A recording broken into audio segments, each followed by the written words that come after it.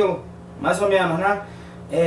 A gente está nesse período de quarentena aí, tem acho que quase ninguém muito tranquilo não.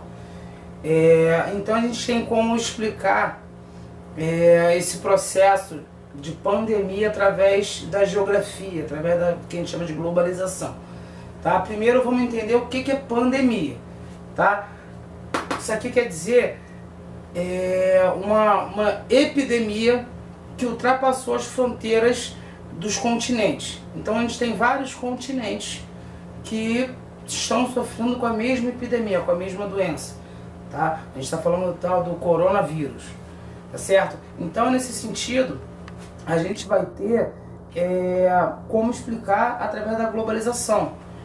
A globalização é um processo em que tudo na nossa vida, no nosso cotidiano, é trabalhado de forma mais acelerada, de forma mais tecnológica, de forma mais rápida.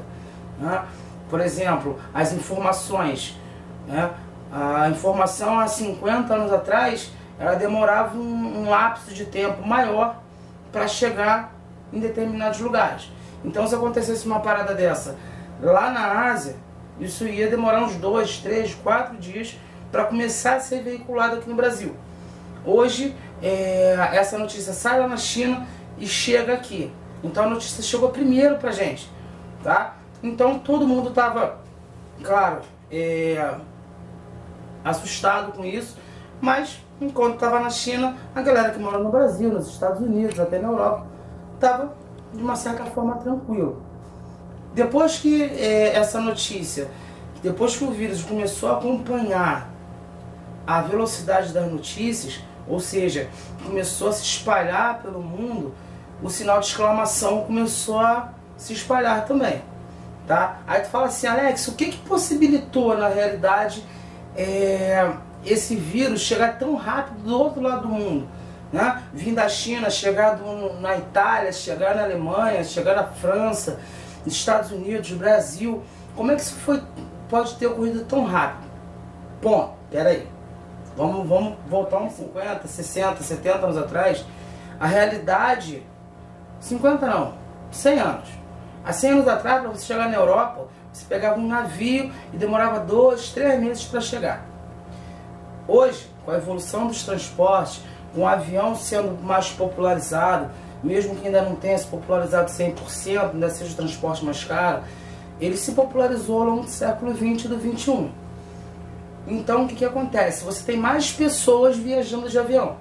Então hoje você pega um avião no Rio de Janeiro, em São Paulo, você em algumas horas está na Europa. Em algumas horas, um pouco mais, você está na Ásia.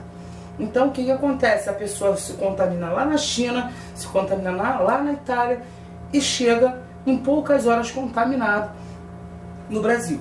Tá? Então às vezes ele se contamina lá, mas o sintoma que ele vai apresentar, ele apresenta aqui no Brasil. Às vezes ele nem sabe que está doente. Então você vai ter esse vírus viajando muito mais rápido, tá? Por exemplo, você tem até registro muitas vezes mosquitos viajando no avião, né? Em casos onde você tem essa infestação de mosquito viajando no avião. Isso é um outro assunto, mas beleza, isso é só para a gente ter uma noção. Então esse vírus veio andando, literalmente, né? Andando não, voando, em aviões, em transportes de alta velocidade, né? Chegou no Japão, chegou na Itália, e os governos meio que não deram a atenção devida. Na Itália hoje morre mais de 2.000 em 24 horas. Né? No Brasil a gente está tomando um cuidado que a Itália não tomou. A gente está meio que aprendendo, né, nos governos, principalmente os governos estaduais, a gente está tomando algumas precauções que a Itália não tomou, né? Fechando escola, fechando rodoviárias, né? Hoje passou uma reportagem aí da cidade de Petrópolis, que deu voz de prisão a quem vendeu passagem, né? Fez exame nos ônibus que chegavam de outros estados como Minas Gerais.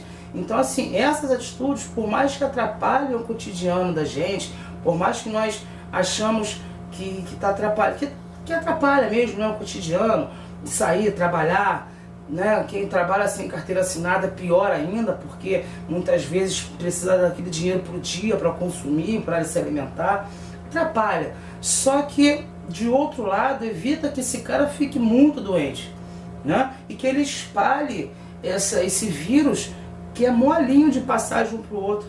Você falando, conversando com o outro, você passa esse vírus, né? Então, assim, é muito complicado a gente criticar a atitude do governo de pedir para a gente ficar em casa. Qual é a ação prática do coronavírus com a globalização, né? A evolução de tudo, de transporte, de notícias, do contato, né? Outra coisa que a gente tem que imaginar, caso Brasil, é o seguinte, por exemplo, o europeu, ele não tem, de modo geral, né? Ele não tem muito a cultura de ter contato físico. No máximo ali um aperto de mão, não tem essa de abraçar igual brasileiro. E aí, abraçar, beijar, né? Um contato mais carinhoso. No caso do italiano é um pouco diferente, né? Que esse contato é um pouco mais parecido com o do brasileiro. Mas, via de regra, os caras não têm muito contato físico. E mesmo assim, a gente tem milhares de registros na Europa, quase que inteira, né? Desse contágio. A União Europeia, há 2, 3 dias aí, fechou as fronteiras para não cidadão. Ou seja, se você quiser viajar, mesmo que a companhia aérea te venda essa passagem, você não entra na União Europeia. Você fica no aeroporto, faz o exame e volta, mesmo que você não esteja contaminado. Então, o contaminado ou não entra, né? O Brasil ainda estuda essa medida de fechar as fronteiras. A gente tem esse caso aí na Alemanha, na Itália, na França, né? Até a própria Argentina, nossa vizinha fronteiriça aí, já fechou fronteira, tá? Talvez seja uma medida drástica, severa, mas necessária para os dias atuais, né? O pessoal fala assim, não fique em pânico não. O pânico muitas vezes é necessário, né? Porque evita de vez o contágio dessa doença, tá? É um resfriado. Cara, é um resfriado muito pior. Pergunta o seguinte, Alex, por que fechou a escola? Fecha essa escola porque a criança é um vetor desse vírus, né? A criança não tem muita noção de não vou apertar a mão, não vou abraçar, né? A criança corre, brinca de pique, tá dentro de uma sala confinada, então muitas vezes não vai ter tanto efeito para ele, né? Mas vai ter efeito para o idoso, para o avô, para a avó, para o pai, para a mãe, né? É inevitável que você fale para uma avó, olha, avó, não abraça seu neto não. A imunidade do idoso é muito mais baixa que a imunidade do adulto, né? E dependendo da criança, essa imunidade também varia muito, né? Tem crianças que ficam mais doentes que outras. Então até para a própria criança, independendo do seu nível de imunidade, é perigoso, tá? Então é isso. A relação da globalização, a globalização ela vai atuar como um acelerador, como um método expansionista do vírus, tá? É a grande culpada? Não, né? Mas, sem dúvida nenhuma, é um caminho que o vírus se aproveitou para se espalhar. Conscientemente, claro que não, né? O vírus não pensa.